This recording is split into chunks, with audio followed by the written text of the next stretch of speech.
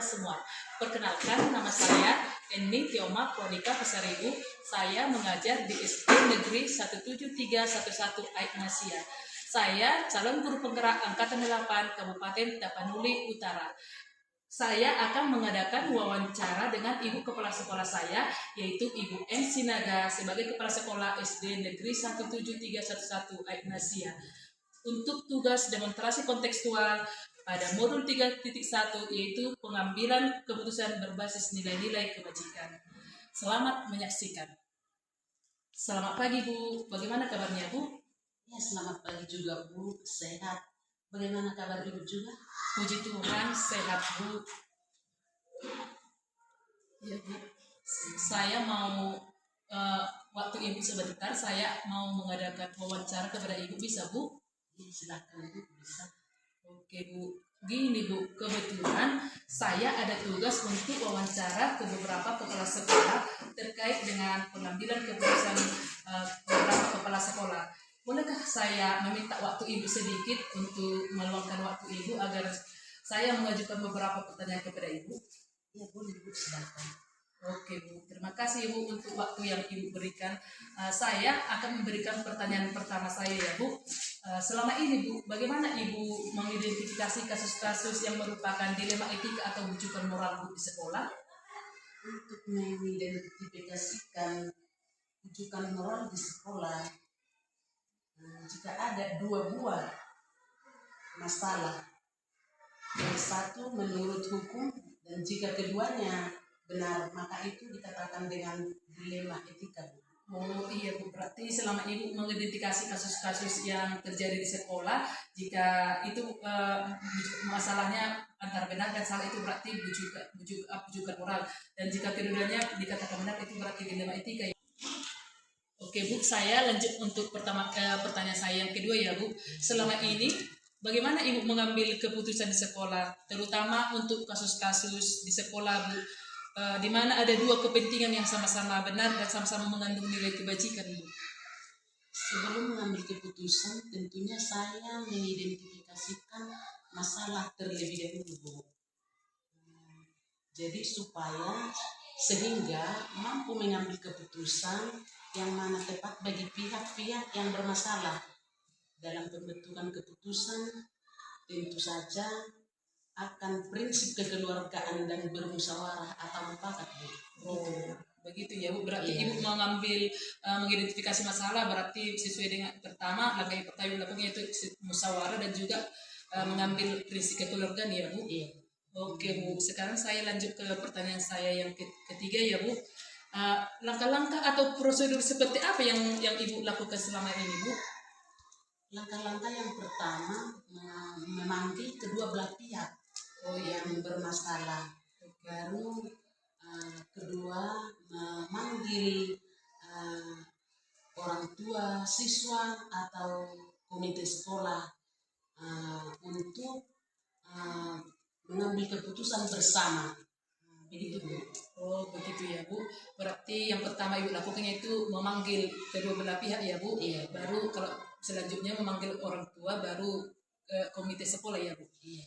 Oke Bu. Sekarang pertanyaan saya yang selanjutnya, hal-hal apa saja yang selama ini Ibu anggap efektif dalam pengambilan keputusan pada kasus-kasus dilema etika Bu? Melakukan dialog dengan pihak yang bermasalah dengan prinsip kekeluargaan agar dapat muncul solusi yang diterima kedua belah pihak.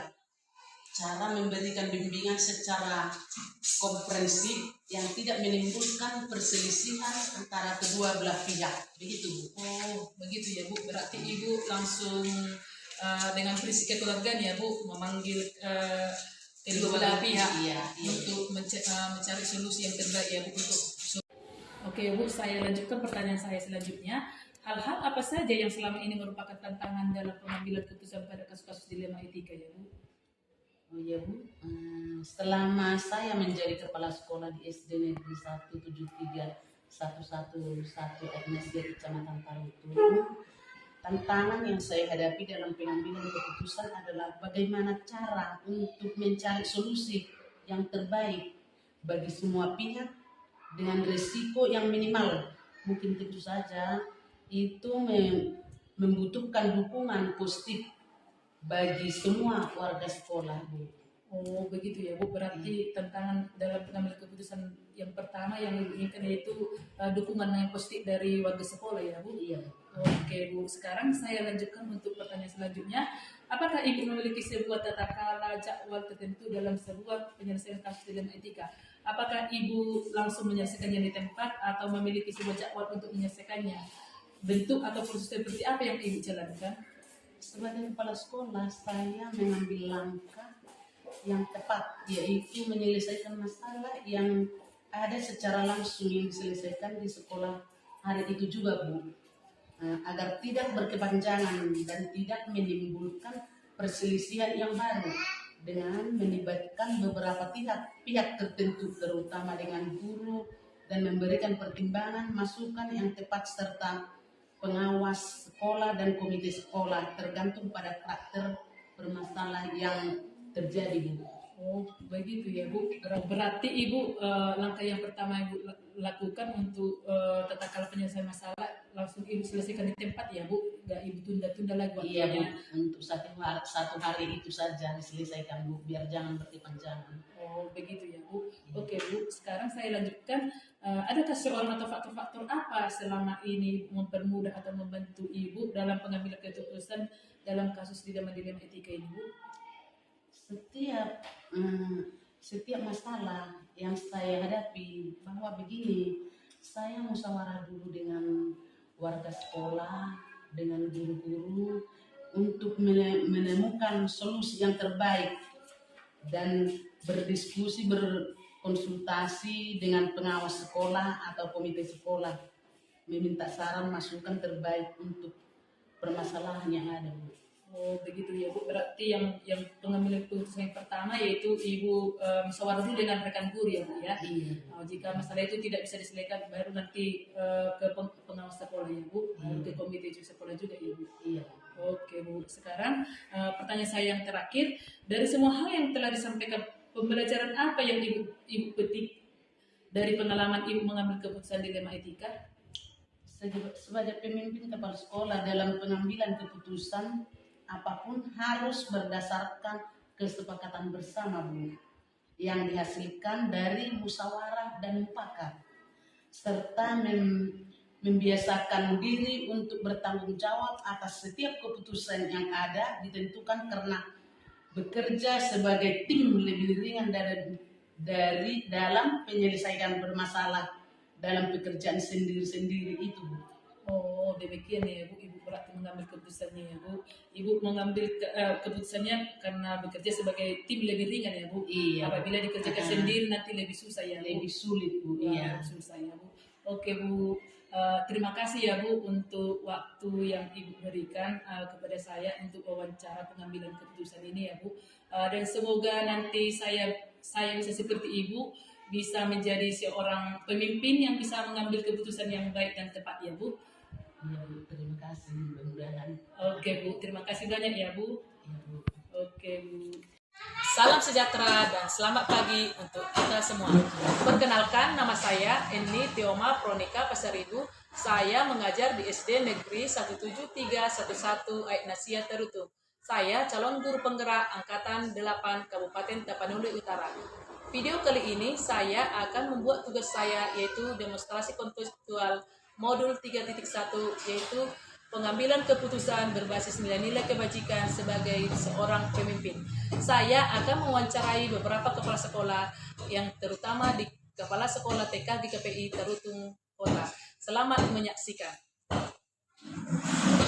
Selamat pagi Bu. Selamat pagi Bu. Bagaimana kabarnya Bu? Tuhan sehat. Oh, sehat. Bagaimana kabarnya Bu? Sehat juga Bu. Wah, kemarin datang ke sini. Ada apa Bu? Ada keperluan? Oh iya Bu, gini Bu, kebetulan saya ada tugas untuk mewawancarai beberapa kepala sekolah terkait dengan pengambilan keputusan. Bolehkah saya mengajukan beberapa pertanyaan kepada Ibu? Saya akan bantu sebisa saya Bu. Oke, terima kasih ya Bu untuk waktu yang Ibu berikan kepada saya. Saya akan mengajukan pertanyaan saya yang pertama ya Bu ya. Selama ini bagaimana Ibu dapat mengidentifikasi kasus-kasus yang merupakan dilema atau rujukan moral Bu? Permasalahan identifikasi permasalahan moral itu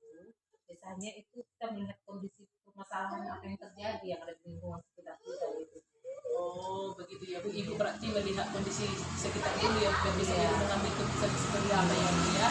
Oke Bu, baru saya mengajukan pertanyaan yang selanjutnya. Selama ini bagaimana Ibu menjalankan pengambilan keputusan di sekolah diselesaikan? Meskipun kadang-kadang ada permasalahan bertentangan dengan hati nurani sebagai sebisa mungkin melihat secara mana yang lebih benar atau yang lebih baik. Saya paling prioritaskan ke ini Bu, ke permasalahan mana gitu, walaupun kadang kan permasalahan itu bertentangan dengan hati nurani saya, tapi saya coba menilai permasalahan itu secara objektif gitu Bu. Oh, berarti Ibu ya melihat dari masalahnya dulu ya Bu ya, baru Ibu melihat secara objektif bagaimana masalah yang terjadi ya Bu. Oke Bu, baru bagaimana langkah-langkah atau prosedur seperti apa yang Ibu lakukan untuk menyelesaikan masalah selama ini Bu? Untuk prosedurnya dan langkah-langkahnya, pertama kan kita sudah melakukan identifikasi permasalahan, lalu kita mulai mengkaji dan menganalisis permasalahan tersebut, dan tentunya juga nggak boleh hanya saya sendiri ya kan, saya dibantu sama teman-teman rekan guru, teman sejawat, ataupun mungkin dari seksi pendidikan gitu yang ada di lingkungan kami. Oh, bagus sekali ya Bu. Memang kita tidak bisa mengambil keputusan langsung secara sendiri ya Bu. Kita harus berkolaborasi dengan teman sejawat ya Bu, biar bisa kita ambil keputusan langkah selanjutnya ya. Iya betul Bu. Oke, yang sekarang hal-hal apa saja yang selama ini Ibu anggap efektif dalam pengambilan keputusan pada kasus-kasus dilema etika Bu? Oke. Pengambilan keputusan dilakukan di sekolah itu biasanya diidentifikasi dulu Bu, dikaji, lalu dianalisis. Terus itu kita bersama tim Bu, ada tim kita juga kan, tim bersama rekan guru, gitu, sehingga nanti keputusan yang diambil itu dapat kami pertanggungjawabkan gitu loh. Oh, begitu ya Bu. Ya, berarti Ibu menyelesaikan masalah pertama harus diidentifikasi dulu ya Bu. Iya. Baru dianalisis, baru bersama tim ya, Iya. tim teman sejawat yang ada di dalam sekolah ya Bu. Iya. Biar bisa diambil keputusannya ya. Iya. Oke, berarti pertanyaan saya selanjutnya, hal apa saja yang selama ini merupakan tantangan atau hambatan yang Ibu alami dalam pengambilan keputusan selama Ibu menjadi kepala sekolah? Selama saya menjadi kepala sekolah, banyak pro dan kontra ya Bu dalam saya mengambil keputusan di sekolah ini gitu. Kadang itu merupakan tantangan juga sih, kayaknya selalu bertentangan dengan hati saya. Tapi saya bukan mencari kesalahannya, tapi saya mencari permasalahan apa yang solusi permasalahan yang kami hadapin gitu. Bukan mencari kesalahannya dulu, tapi mencari solusi ke permasalahan itu gitu. Gitu ya Bu. Ya, berarti Ibu yang pertama solusi ya, yang pertama yang dilihat ya Bu, bukan mencari masalah, penyebab masalah yang diutamakan ya Bu. Bagaimana lah untuk menyelesaikan masalah ini dengan baik ya Bu. Oke Bu, biasanya memang kalau membuat sesuatu keputusan pasti ada pro kontra Bu, di mana-mana juga pasti selalu ada itu. Tapi itulah kalau kita bekerja sama dengan tim, pasti kita akan menemukan solusi yang terbaik. Oke Bu, apakah Ibu memiliki sebuah tatakan atau jadwal tertentu dalam menyelesaikan sebuah penyelesaian kasus dilema etika? Apakah Ibu menyelesaikannya di tempat atau menunda waktu atau membuat jadwal tertentu untuk menyelesaikannya? Dan bentuk atau prosedur seperti apa yang Ibu jalankan selama Ibu menjadi kepala sekolah?